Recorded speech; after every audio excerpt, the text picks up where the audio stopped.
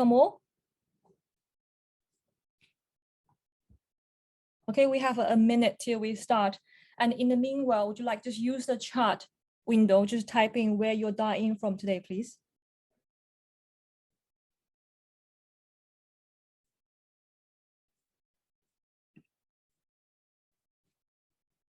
Hi, Carolina. Hi, Roanna.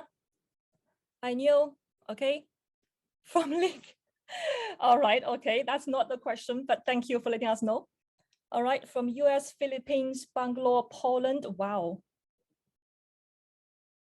Okay, Philippines, London. Okay, great. I'm based in London as well. India, hello, hello. Singapore, wow. India, okay.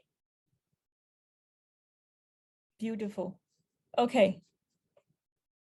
Thank you very much. It was nice to see such a wide participants from all over the world. Okay, so I am actually dialing from London today myself. So I literally just managed to return from China, because I went back for a holiday in 2019, December, and I was stranded, for the obvious reasons, like COVID has kicked off. So my flight has been canceled. And since then, I've been, struggling a little bit. But until recently in June, I just made my way back to UK. So it's all good now. So lovely to see you all. Thank you. All right, so let's kick off today. And today we are here to actually have a bit discussion, regarding change and regarding what we do in change, and also, how do we actually instill this agile mindset and agile values into the change process. Okay. So first of all, a very quick word or very quick introduction about myself. So my name is Ming, and I'm working as enterprise agile coach and also do a bit training as well for Leadership Tribe.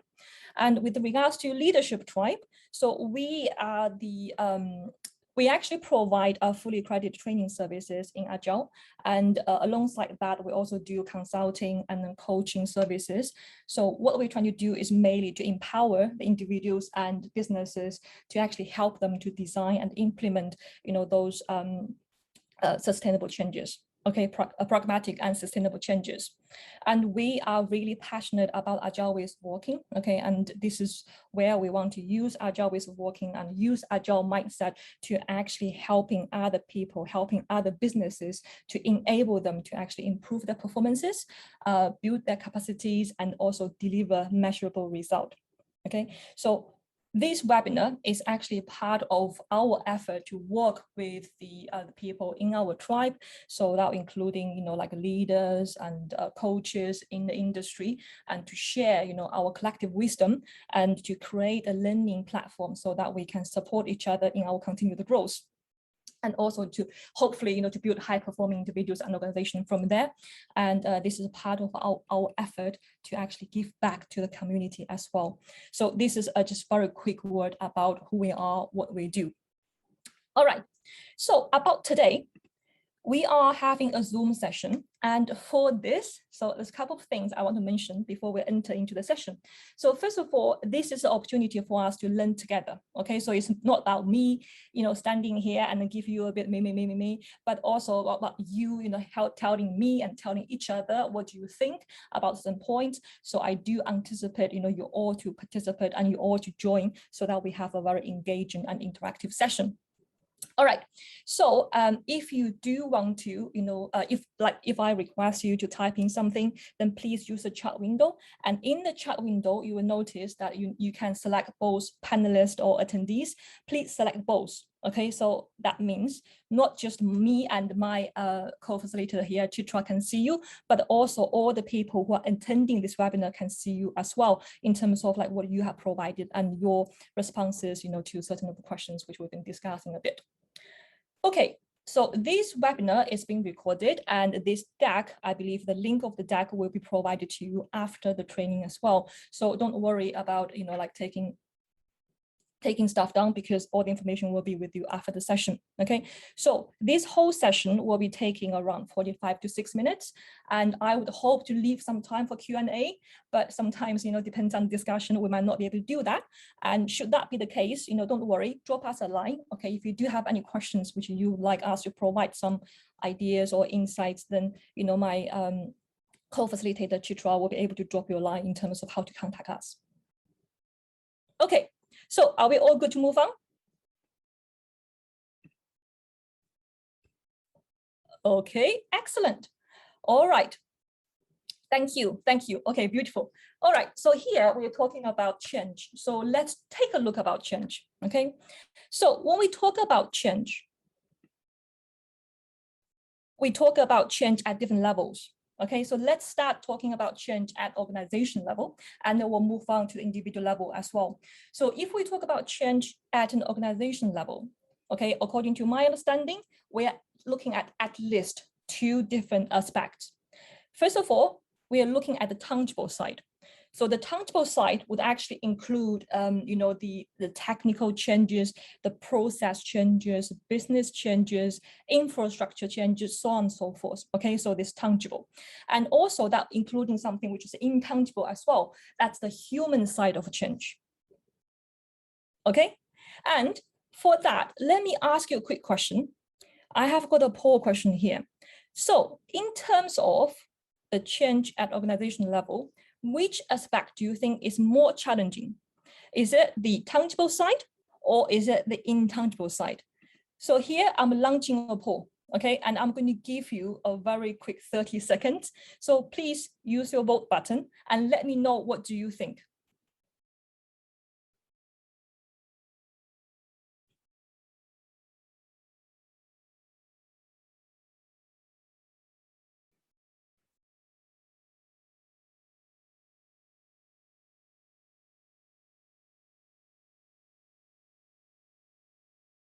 Okay, I'm going to count down so you can stop voting now. So 3, 2, 1. Okay, I'm just going to end the poll there. All right, very interesting. So among the answers which I have collected, 79% said the intangible side of the human change, and 17% said the tangible side of the change, and 4% had selected I'm not sure, which is perfectly okay. Okay, I mean, I have been a change consultant for like the first half of my career. Yeah, I've been working in change, working in project management, change management, and those functions in organizations. And what I have realized is if you talk about change, yes, it might be really complicated programs like, like Brexit. Okay, I was part of it. And as you can imagine, how painful that can be because it's just like dragging on. But apart from that, one thing which I have learned, according to my experience, is that the most painful bit is not about dealing with legal compliance, technology, HR. It's not about that at all, right? Because this is what we need to do to get things done. The most difficult part is actually to get the change in the human being. Okay, that's according to me.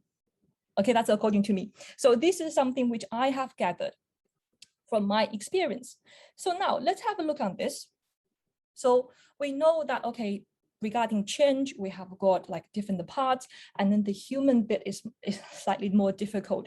And if we look at all the changes, okay, let's just drag ourselves back. Let's talk about organization change first. Talking about organization changes, first of all, let me ask you a question.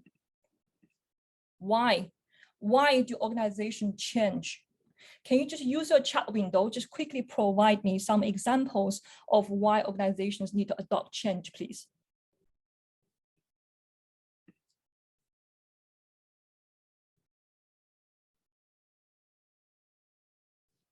Okay, I've got some answers flow in. I've got growth, environment change, the market change, and then to achieve better result, okay, growth, trying evolution, survival, to have more to be more predictable, okay, change is the only constant, okay, well said, evolve business needs, sustain the market and competition to stay competitive, adaptability, beautiful. Okay, thank you all for the valuable input. Exactly all that, right? And if we kind of like press everything down and saying that we're looking at organization changes, why are we actually changing? It comes down to 3 things, okay? Crisis, opportunity, threat. Let's talk about the crisis. COVID is a crisis, right? And when COVID started, I just mentioned saying I have been stranded in China for like 18 months, and this is impact on me. But imagine all the organizations Okay, and at the point when we were trying to deliver courses, we have actually got all rooms booked, and we have got all catering service booked as well, and COVID hitting. Okay, we have got participants joining us from Germany. They couldn't join, okay, because the company stopped them from flying. We have got participants in the UK want to join, but they couldn't do that as well because local regulations, local rules has actually kicked off for isolation. So these are the things which in the crisis, and we've been hit, and for organizations we have to change. We have to do something about it. And for Leadership Tribe, we have actually converted our courses, which meant to be face-to-face, to online training, okay, within a month. And from then, we were delivering online trainings all the way. And then this is part of our, give back to community by doing online webinars. So these are the changes. Because of the crisis, organizations are adapting to changes. Organizations are actually trying their ways of trying to turn the wheel around and do something about it. Okay, that's one thing.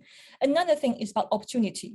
So in terms of, for example, there's an increasing customer demand, or there's a new market, and then business will be leaping over it, saying, okay, great, let's grab that. Let's do something about it. Let's explore what we can do about this opportunity. So that's another reason why organization might change. They might want to expand. They might want to go to that geographic location, say, now, okay, see what we can do to exploit the market there locally.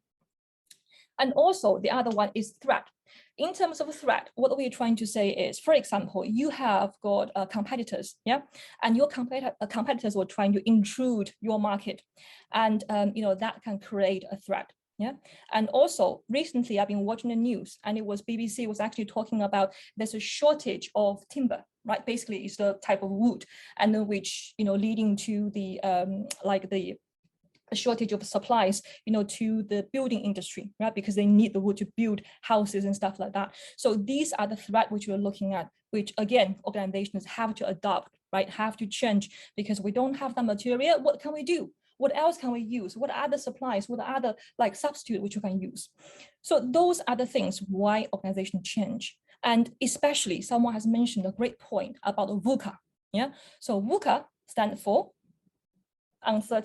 volatile, uncertain, complex, and ambiguous. Okay, so right now we are in all this environment, the VUCA environment. So that made change especially important, because we have to adapt, we have to move forward, and we have to survive and thrive as an organization. Okay, so we talk a little bit about why organizational change, and now let's move on to what is an organizational change. And for that, I have got another quiz for you, okay? Just bear with me.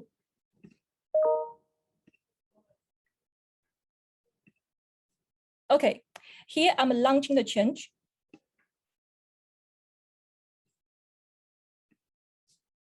So for organization changes, what do we mean by that?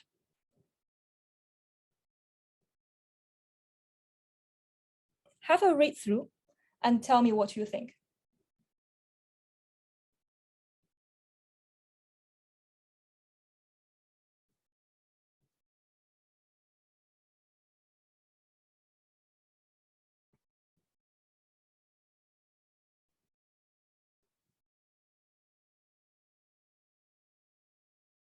Okay, I'm just going to count down 3 seconds. Make your pick. 3, 2, 1. Okay, I'm just going to end the poll there. Thank you very much. All right, so let's have a look on what you have told me here. So in terms of organizational change, okay, the first one, we were saying that it's any organizational change that improves or optimizes on previous established processes, strategies, procedures. So this is what we're doing. It's like we are doing developmental changes. Okay, so step by step, we are improving, and then that's 20% of people has chosen that. And next one is talking about transition changes, which is the change which moves organization away from its current state to a new state in order to solve a problem or in order to pursue an opportunity. Yeah, so this has got 20% of the vote as well, okay, which is fairly equal.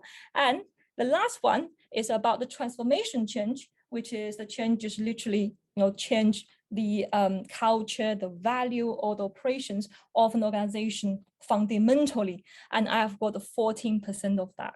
And then for all of the above, I have got 73% of the vote. Excellent. Okay, very good. So when we talk about changes, literally, we are talking about all different types of changes. So it can be small as a development. It can be a little tweak, in something, which is a change, okay? And it can go as small as that, and it can go as big as a transformational change, which is, like we are completely shifting our culture, we are completely change our values, and we completely change our operations to do something else. So great stuff on that. And the question comes, okay, so now we know what changes are, we have got different changes, but how do we do that? Okay, how do we do that? And this is the question. So for that, actually, there are a lot of change models being used, okay? And the change models, please excuse me if I say that, yeah, it's only models, and they are used to help to develop a tailored approach in order to engage your organization system in the change. It doesn't mean that it's a success formula. It doesn't mean that if I follow, whatever that change model might be, it can be Edgar, it can be John Cotter's 8-step change model, and it can be Lewin's change model. It can be anything in this world. It doesn't matter.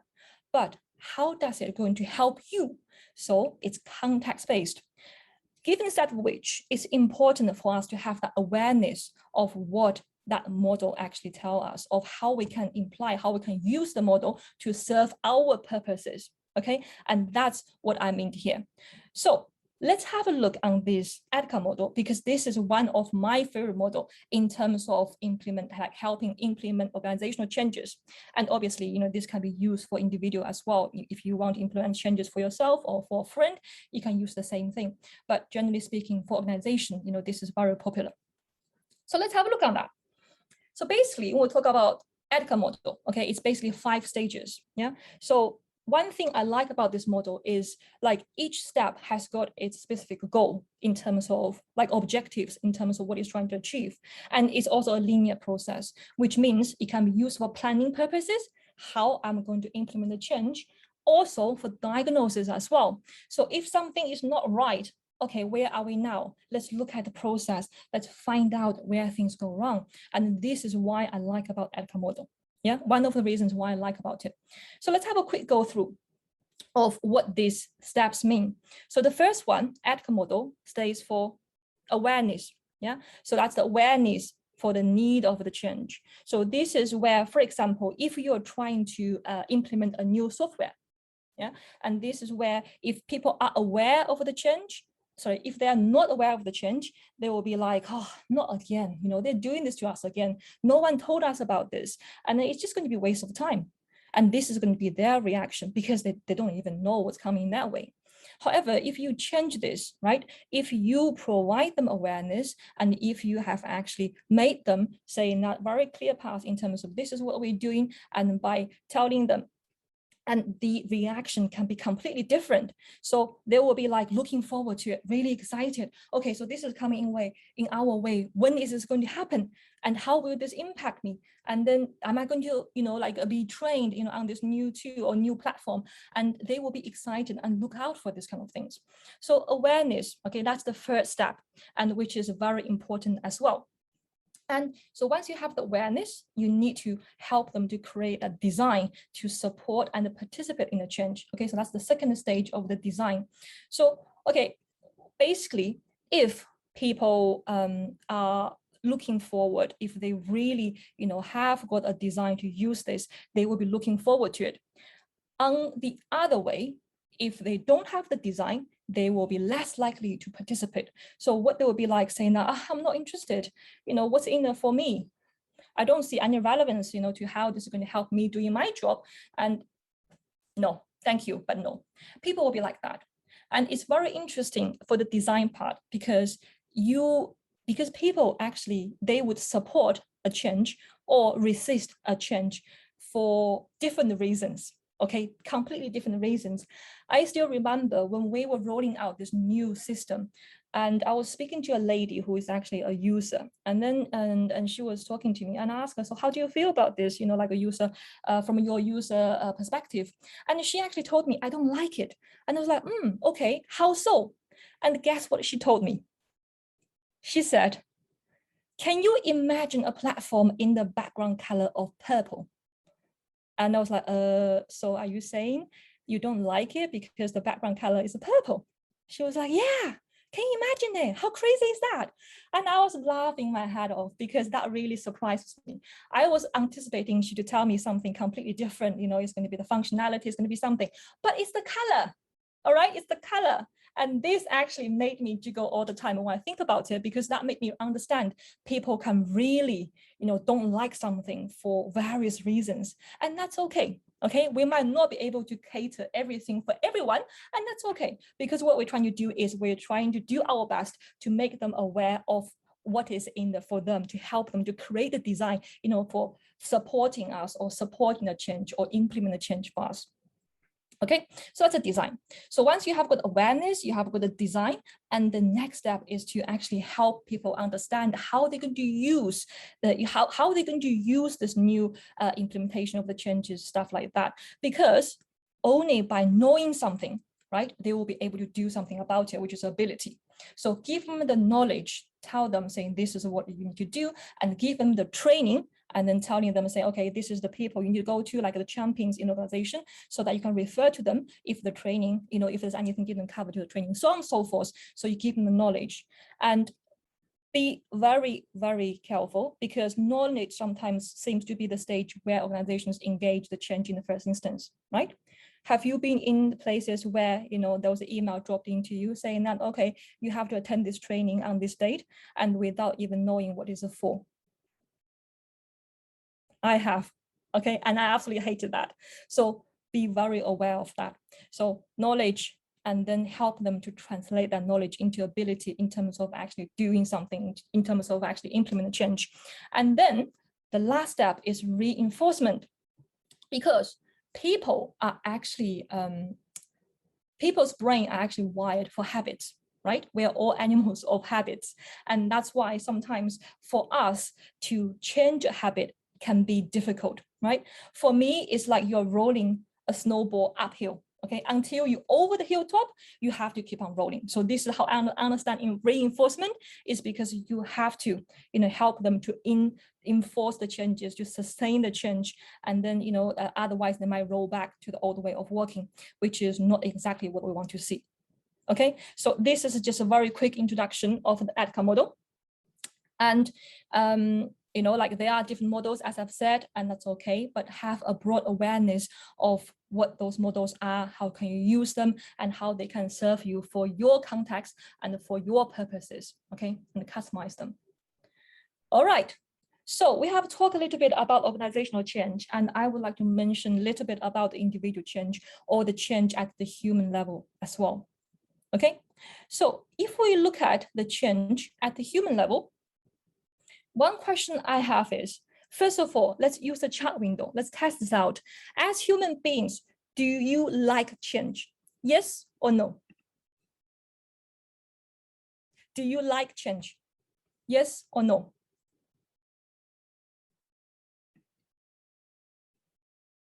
Okay. Yes, yes, no.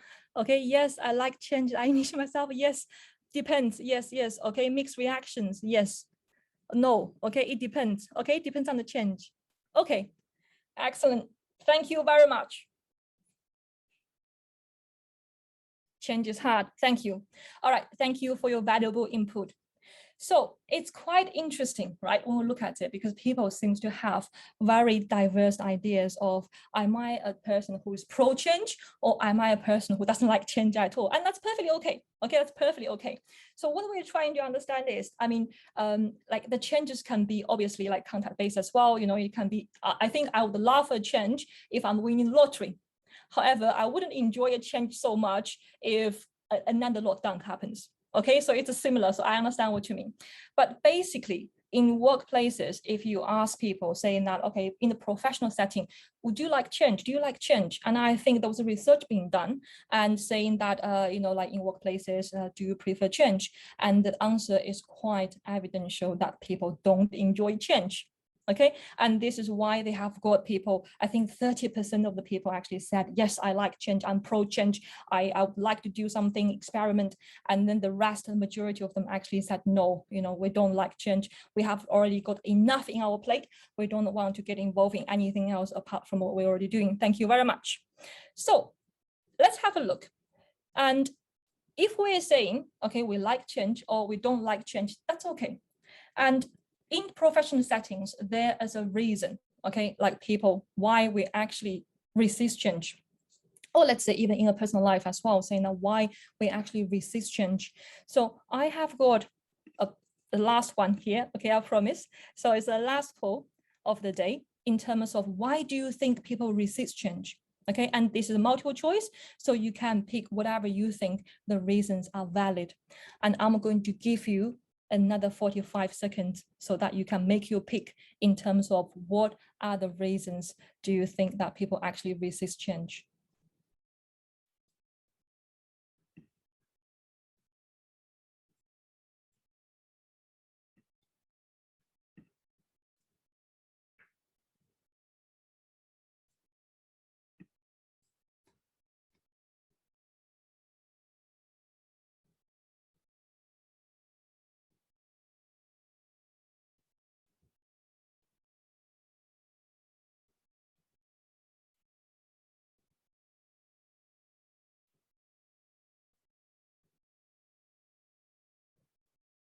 Okay, I'm just going to give you a 3 seconds countdown.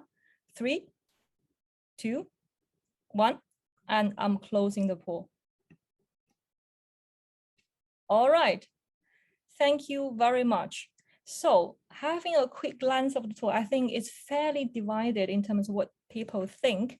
Okay, and 41% unclear reason, 48% fear of unknown, 35% insufficient information.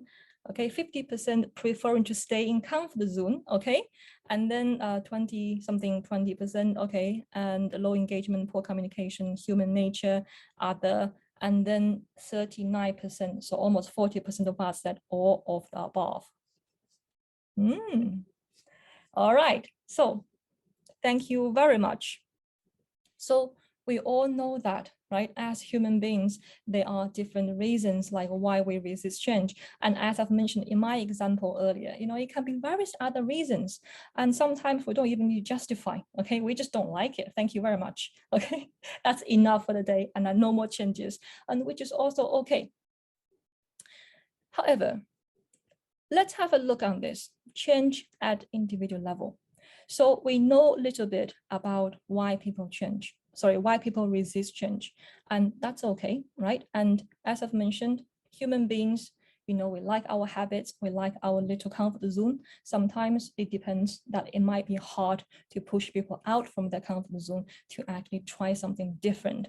Because just imagine you're going to the gym, right? It's good for you, it's a good change, but you have to stretch and you have to deal with the muscle pain, and then you can build your muscles. So the process of change might be painful, and even that the result is good, but the process can be painful. So this is probably part of the reason why human beings don't like change.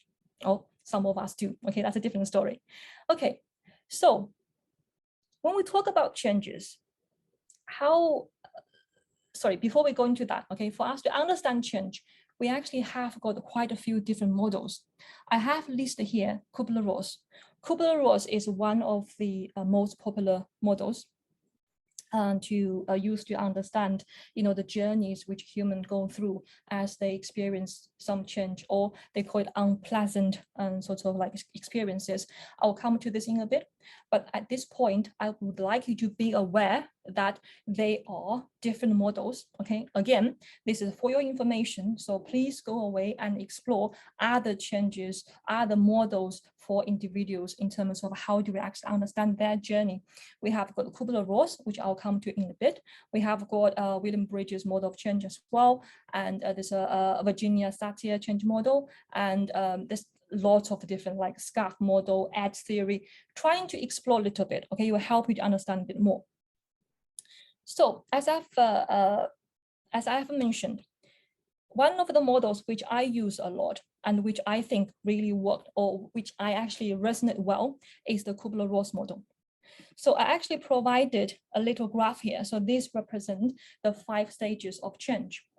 So one thing, it's just a little bit of history on this model. So basically, Kubler-Ross started this model because he was studying people's response to terminal illness. Okay, so for example, when people are being diagnosed with cancer, they came to know about this disease and what are their journey.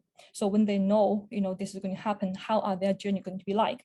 And it was a later stage that, the change model has been expanded, like the usage has been expanded. So now we're using it to understand like individuals' journey, like as soon as they learn something unpleasant, okay, about some change which can happen to them. So a quick introduction of the model. So basically what it says is, okay, so there are different stages a person go through. So at the first, right, you heard the news, you don't like it, and you'll be instantly going to this mood of denial, saying that, okay, no, okay, this cannot be happening. This cannot be happening, not to me. Not to me, not again. And denial is like the initial response, because it's like the ostrich, right, bury its head in the sand, as if I'm going to avoid it, it's not going to happen to me. This is like the human nature response to it. So basically what I was trying to say is like, I don't want to admit that's happening to me. And this is their initial defense, saying, okay, trying to go away from me. I don't like it. I don't have this disease, or I don't want to be made redundant. No. Okay, so this is a denial stage. And once they come to the reality, saying that, okay, you know what, there's no way you can run away from this, and they will be moving into the state of anger. So you will see that on these 2 states, the energy level is very high, because we'll be like saying, wow, why me, right? This is not fair. And excuse me, I don't accept this, okay, no way, no. So these are the phases which come with a lot of energy, and then they're angry about it. And one thing you need to be careful is when people at this stage, okay, and they can direct the anger to different angles. And for example, like you see that people get angry, they will blame their boss, they'll blame the economic culture, they will blame the government, they will blame everything around them. Okay, so when you find people in that state, you need to understand, saying that this is the journey, when they're going through. And once they calm down, a little bit from anger state, they will be entering these bargaining phases. So this is where they'll be saying, okay, you know what? I would do anything. I would do anything to ease myself from this. Okay, so I would do anything. I will quit smoking. I will not do the things which can damage my body. I just want to see my son graduate, or I just want to see my granddaughter get married, something like that. So they're trying to bargain. Yeah. And when people are made redundant, they will be working extra hard, saying that, okay, look at me, I'm adding value now. So let me stay. Okay, this is what I can do. Just let me stay in my position. I don't want to be made redundant, so on and so forth. So this is the reaction, when people, they're trying to do something to see that if I can change it. And once they realize they can't really change what is happening, and they will sliding down to the bottom of energy, which is depression. Okay, so this is where they'll be like in a state of, okay, I can't get away from it. Why bother? Why do I even bother with anything? Okay, I'm so sad. I'm feeling so bad. And what's the point of doing anything at all? And this is where, for example, when people are being made redundant, you will see that they come to work late, they'll be missing meetings, they will be absent, for some of the gatherings, for example. These are the signs which, telling us, saying that the people is actually depressed about the state which they're in. And once they come to realize, saying that, okay, you know what, I'd better if I do something about this. It's not going to help me if I'm staying in this phase, and I would rather do something to move on with my life. So when they accept the fact that this is happening, okay, this is happening no matter what, and I need to move on, and then the energy level will start to go up again. So they will be like saying, okay, you know what, let me see what I can do. Okay, I may be dying in 6 months, but let me see what I can do for my daughter. Let me see if I can get a fund or get some savings. Let me see that, okay, if I can look for a new job, for example. So these are the things, once they accept it, and they will be able to move on with the journey. So it's like they're seeing the light at the tunnel, saying, okay, let's move towards the light. So this is the journey what people go through. One thing I would like to point out here is that we talk about this journey, okay? And this journey is not linear, which means people can struggle going down, going up, and maybe sliding down again to the original place and then going up again. It's perfectly normal. And it's not like everyone experienced the same thing. No, okay? Let me use my personal example. I have been stranded in China for 18 months because of COVID. And I was in the denial phase because I couldn't believe this is happening. And by the way, I'm from a city called Wuhan. Okay, and I'm sure that you all know that city by now. So what I went through, right, not exactly the same journey, but let me explain. So I was in the denial stage. I was saying, oh no, it can't be. You know, Wuhan is a large city. It's actually 6th largest city in China. We have got 11 million people. It's a big city. It's not like a rural area. You know, it's not like a town. How could this thing be happening? And I was angry, you know, people calling Wuhan virus, people calling saying, oh, you know, people were calling people from Wuhan saying that, oh, you guys are horrible, you spread all the diseases. And I was so angry. The news pissed me off. And everything I read, I hear pissed me off. And I was so angry and I don't know what to do. Okay, and I didn't really go through the bargaining phase. I went straight down to depression because I don't even know how I can bargain with the situation. I can't change anything on the airline company or on the government policy. I can't do anything. So I went straight down to depression, which is the phase I recall. I slept like 17 hours per day. Okay, yes, I can sleep. That's my beauty sleep. So I slept 17 hours per day for like a week or two. And this was my emotion was the lowest. What am I going to do? You know, what about my job? What are things going to happen? How about this? How about that? What choice do I have? I don't know. Okay. And that's where I just want to bury myself in my quilt and saying, I don't want to face anything outside in the world. And then until one day, there was email landed in my inbox.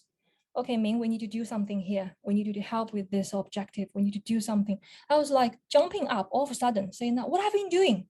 Right? I've been wasting my time sleeping 70 hours a day. I'm so ashamed of myself. And this is the moment I know that I need to move on because there is light at the end of the tunnel. I can see that my team needs me. My people needs me. I can do something. I can add value. And hence, you know, I start to do something different. I start to go back to my normal routine. I start to, you know, even at home, you know, being quarantined, jumping and then trying to do a bit dancing in front of TV so that, you know, get my life, get my activity back. So this is my journey. Okay. And this journey actually lasts a bit long. For some of the journeys, it can be very short. So it all depends on what you have experienced. Okay. And in the meanwhile, I can tell you, once I was in the gas station, I locked my keys in the car and I went through the whole process in like 15 minutes. Okay, so it all depends on scenario, but it does help to understand people, to understand the journey people are going through.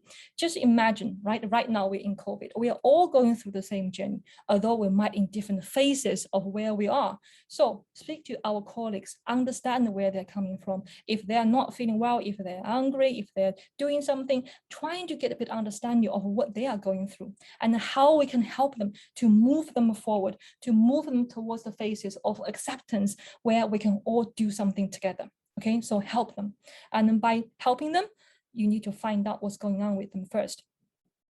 Okay, so this is what I would like to introduce about Kubler-Ross model, and because I think it really helped me to understand my emotions, and I think it helped me to be more acceptable, you know, for the people who work around me as well, because we are all human beings, we all go through the same journey, and it also indicates something which I can do to help them. So that's why I really like this model.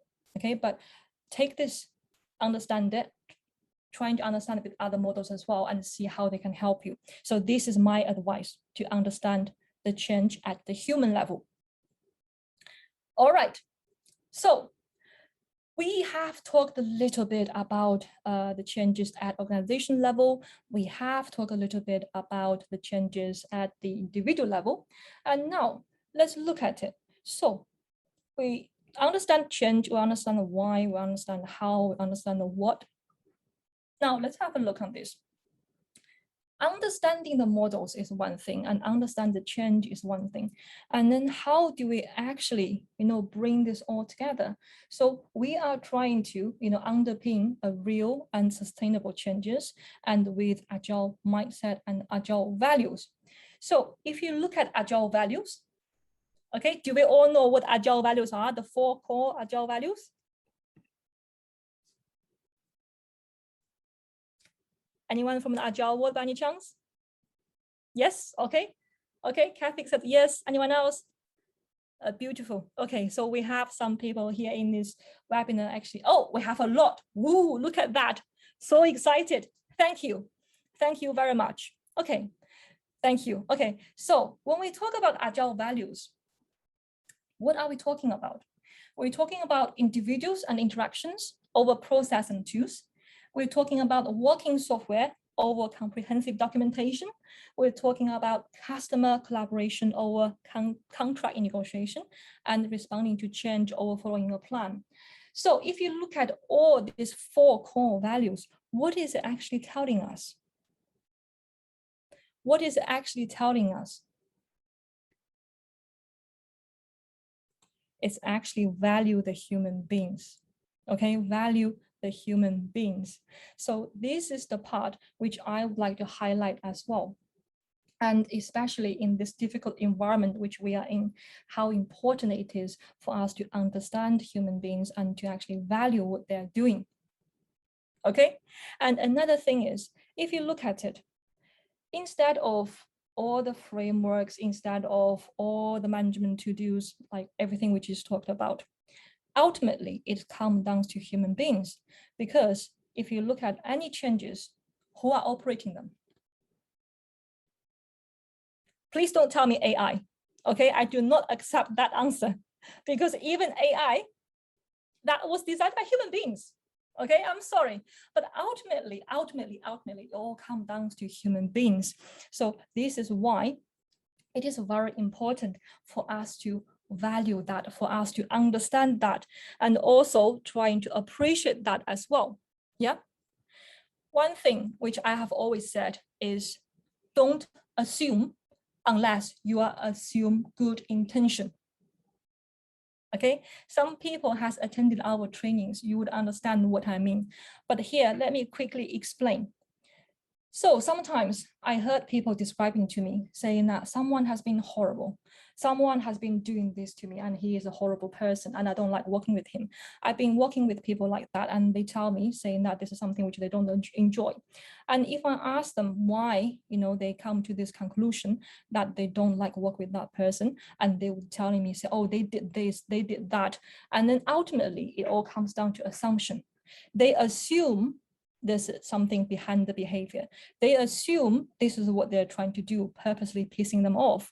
But actually, we are all human beings. Okay, we are all human beings. And that means we have our own behavior, we have our own interpretation of the word, we have our own way of expressing ourselves as well. And then assumption is a very bad thing, okay, because it doesn't tell you the truth. It tells you what you want yourself to understand, but it doesn't tell you the truth. So I would always challenge people's assumptions unless you are assuming good intention. If there's a conflict happening, if there's something which is not going right, if there's communication, something going wrong, always assume good intention. Yeah, what is it? Trying to understand, ask questions, be curious. What is it that makes you say things like this? And give them feedback and telling them, saying, okay, this is the way how I felt, and I'm wondering if there's another way how we can work things out. Value the human being, trying to work out with them, assume good intention, very important.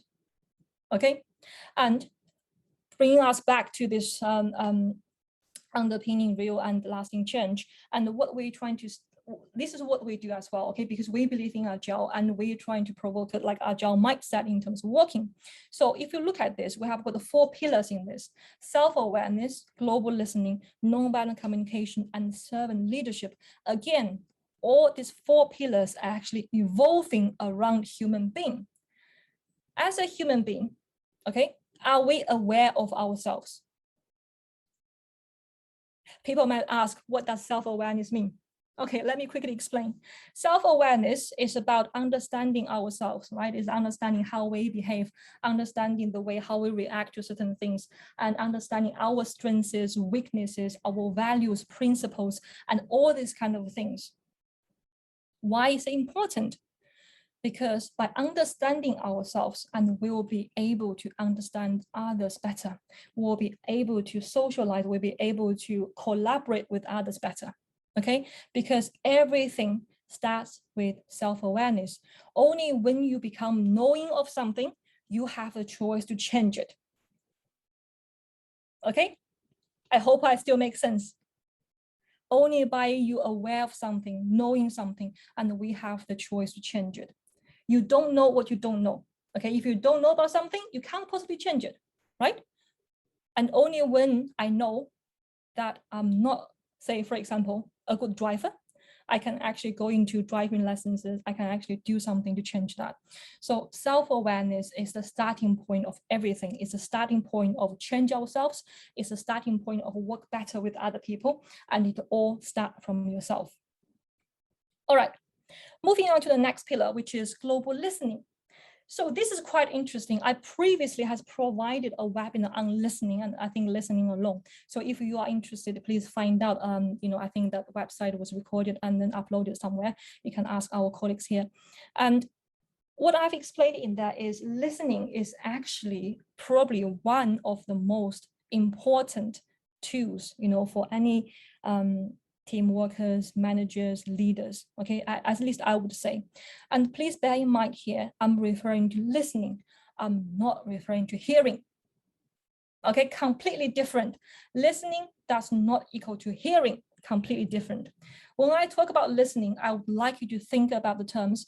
For example, if someone is talking to you, like I'm talking to you now, okay, will that be times where your mind has wandered off somewhere saying that, I wonder if I should ask a question here. How should I face the question to make me look really smart? Or it can be, okay, this person said to me about this meeting, which I have to attend. Oh, I can't believe I still have to do it. Something like that, okay, which distract you. And this is what we call internal listening, because this is where you're listening not to the person in front of you, but the person who is inside you, that mini you, okay, mini me inside you. So in that sense, you are not really listening, are you? You're not really listening, right? What you're trying to do is you are trying to listen to your own self. So this is what we call level 1, which is internal listening, which is probably the lowest level. And then if you're moving up, and what you're trying to do is, okay, Ming is speaking. Let me try to understand every word which is coming from her.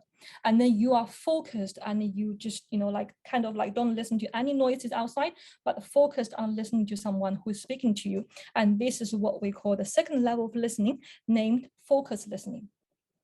Okay, and as you're moving up, you are not only listening to the words which people are saying, you are listening to their emotions, you're noticing their breathing, you notice their emotions, you notice the way how they describe the body language, the tonality, everything which you're trying to observe and understand what the person is saying and what the person is not saying.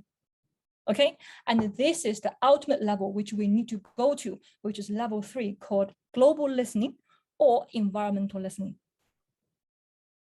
Okay, and this is a level which I would encourage you all to keep on practice and keep on stating. Only by listening to others, you'll be able to understand them better. Only by understanding them better, you'll be able to work together better. Okay, so it's a chain, how we improve things going forward. So that's about global listening. Moving on to nonviolent communication. Again, it's a very huge topic. Okay, but let me tell you what I learned most about nonviolent communication. Nonviolent communication does not mean that you have to punch someone when you talk. It's nothing to do with that, okay, when we call violent communication. But really, it's about staying neutral and maintain your integrity and be absolutely honest, and then trying to connect with the people at a deeper level. Yeah, that's what we mean, nonviolent communication. So by doing that, okay, and then there are different ways, how you communicate, how you provide feedback. And then I think one of the key takeaway for me, at least, is the ways of how you can actually imply nonviolent communication in your workplace. So let me tell you what that entails, okay? That basically include when you're trying to provide someone like a feedback, it's not like, I don't like the way how you said that to me, or I don't like the way how you behaved. No. Okay, it's about providing your own observation first, which is nothing but a fact. So it's not about how you feel about the person, but you are stating the fact. In that sense, the people will not get defensive immediately, saying that I don't care if you like me or not. And the person will actually say, okay, I hear you. You are telling me about the fact, tell me about it. So ask them, saying it's okay to provide the feedback. And if they're okay, open to it, then telling them, saying, okay, this is the observation I have made based on the fact. And this is how, that actually made me or made the team felt because of your behavior. This is how we felt. And then telling them, saying, okay, so this is something which we would like you to change. And this is something which we need from you. Yeah. And then make a very specific request in terms of, okay, for us to work together, for us to do something, would it be okay if you do something? Okay. So in that sense, right, I'm not going for a conflict, saying that because of you, we didn't finish the project in time. Because of you, this is what happened. No, we're stating about the fact, we're making them aware. Again, this brings back saying that, making them aware, saying that this is what we need from you. Okay, so work with us. This is what I really appreciate from nonviolent communication, and I hope that works with you as well. So you can try that approach once you go back to your work reality. All right, last but not least, it's regarding the servant leadership. So people from the Agile community, servant leadership should not be new to you. Okay, and servant leadership does not mean that you have to serve people tea, you have to serve people cookies. No, okay, it's about being there, supporting people, being there, uplifting them, helping them to be at their best. What can you do as a servant leader? Is it something to create a safe environment for them to work on? Is it something which you can do to enable them, to empower them to become who they want to be? Okay, you can use different competencies, skills, you can coach them, you can mentor them, you can teach them, and you can do all the things or even facilitate the people to become who they want to be. So this, ultimately, everything boiled together is coming to the human, value the human being, work with the human being. Okay, and help them to understand what the change actually means for them, and support them in this journey to help them to move them forward in the journey of change, not only from the external processes, infrastructure, but also internal, the journey, okay, what they are going through, support them, help them, enlighten them, and enable them. Okay, and make sure that you anchor the change as well. So this is what we talked about. So make sure that the change actually stick. All right. On that note, I would like to invite you to take 1 minute, okay? Just do a quick reflection on what you have heard from us today, and also what are the actions which you can take from this webinar. Just 1 minute. Please do it like by yourself. You don't have to share with anyone. This is something which you think that you can take away from today, and then whatever, the actions which you might want to take after today as well. So I'm going to give you 1 minute for that.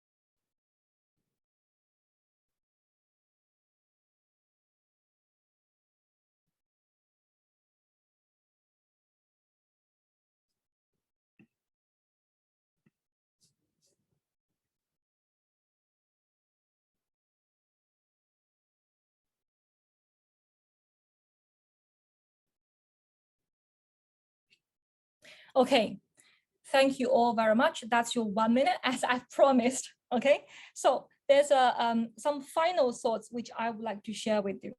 So in a way, I think I've already mentioned. Okay, so for us to work as a change consultant, or for us to enable, this agile transition, which actually happens in organization maybe, and for us to be at the top of where we are, there are some skills and there are some things which I would like you to be aware.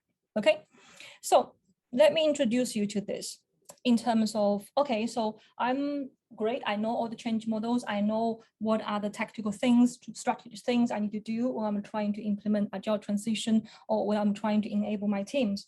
What are the other things do you need? Okay, what are the other competencies do you need? Here, I've listed out 4 things, which I think is absolutely critical in addition to what we just discussed. And I've mentioned earlier already, in terms of coaching, in terms of facilitating, teaching, and mentoring. These are the skills which are very important. So I actually came from a consultant background, and at the very first, when I trying to get in touch with coaching and like join the coaching qualification, stuff like that, I actually find it quite hard because it changed everything which I used to behave. It changed everything of how I work. Okay, but now, okay, working as a coach and then doing my qualification, talking to fellow coaches, and in the coaching practice, like I'm coaching other people as well, I actually find this one of the most important skills every professional, or even in your personal life, that you need to have. So what do we mean by that? Coaching here, I mean professional coaching. Professional coaching is the competence where you actually work with your client or you work with your colleagues, where you're helping them, you're by asking questions, by active listening to what they're talking about, and then by helping them to elicit that information which they didn't know before. It can be awareness, it can be introspection, it can be anything, okay? Basically helping them to gain new insight in their own lives. So it says here, by ICF, International Coaching Federation, saying that coaching is actually about helping or partnering with people in a thought-provoking and creative process which inspire them to maximize their personal and professional potential.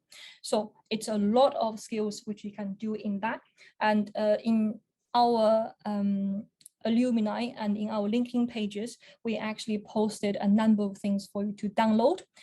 So my colleague Chitra is going to post our LinkedIn and our information. So follow us, join us, and we'll be sharing some information should you be interested. Okay, and there should be a link as well, Chitra, if you have it, you can share that with the people in the team. And we actually provided some information on what coaching is and what are the questions which you can use to help people, to help them, to maximize their potentials. All right. And very quickly, facilitation. So facilitation is something which we teach as well. So this is really about helping like group of people. So being a facilitator means that you are being very neutral, and then you are owning the process, and you're helping people to achieve a goal which is previously set. Okay, so how do you do that? You can have different techniques, you can have different skills, and you can just stand in the storm, okay, when things happen, and you can warrant the process to make sure that people actually, deliver what they come up to deliver, like a workshop or like a meeting. So you're providing that. Teaching, obviously, as you're you are professionals in your own field.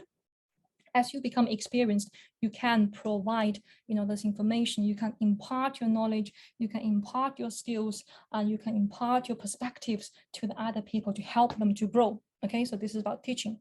And the mentoring is similarly, it's about like sharing your knowledge, but what you're doing is you're trying to help the individual to foster their personal and professional growth.